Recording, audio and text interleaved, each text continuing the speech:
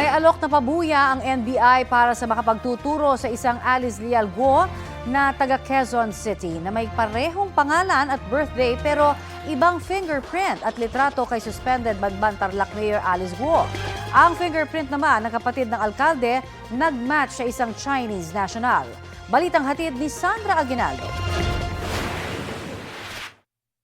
Nasaan na si Alice Leal Guo? Ang kapareho ng pangalan, kaarawan at lugar ng kapanganakan ni suspended Banban Mayor Alice Guo pero iba ang mukha base sa record ng National Bureau of Investigation o NBI. Quezon City ang nakalagay na address nito sa NBI clearance pero matapos ang ilang linggong paghahanap, hindi pa rin siya natuntun. Kaya nag-alok na ang NBI ng 50,000 pesos na pabuya. Tanungin natin, bakit mo ginawa yun? Sino may utos sa'yo? Maaaring may nag-instruct sa kanya, kumuha ka ng clearance, gamitin mo, eto, Alice Guo, born on July 12, 1986, pinanganak ka sa Tarlac.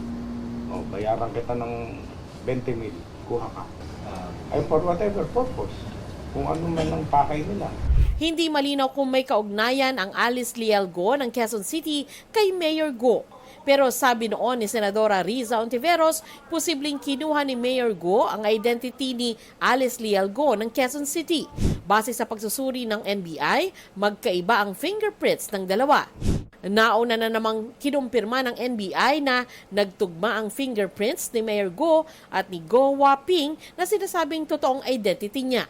Ayon sa COMELEC, ikukumpara rin ito ng kanilang fingerprint expert. Ang COMELEC ay may sariling handwriting and fingerprint experts. Kung yung fingerprint ng namang Go Wampi o Go Waping at saka yung nasa amin ay iisa rin, so kayo na magawa ng konklusyon tungkol sa bagay na yan.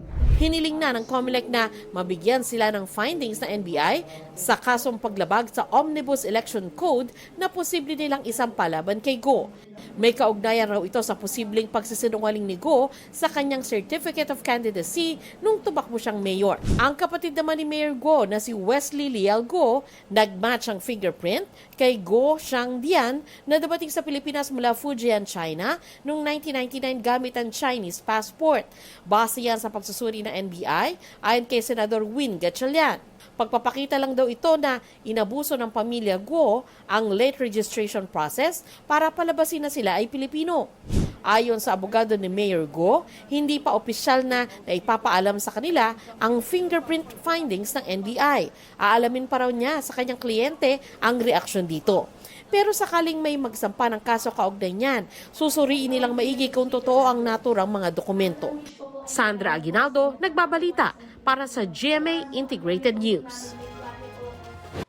Kapuso, para sa mga maiinit na balita, mag-subscribe sa GMA Integrated News sa YouTube. Sa mga kapuso naman abroad, subaybayan nyo kami sa GMA Pinoy TV at sa www.gmanews.tv.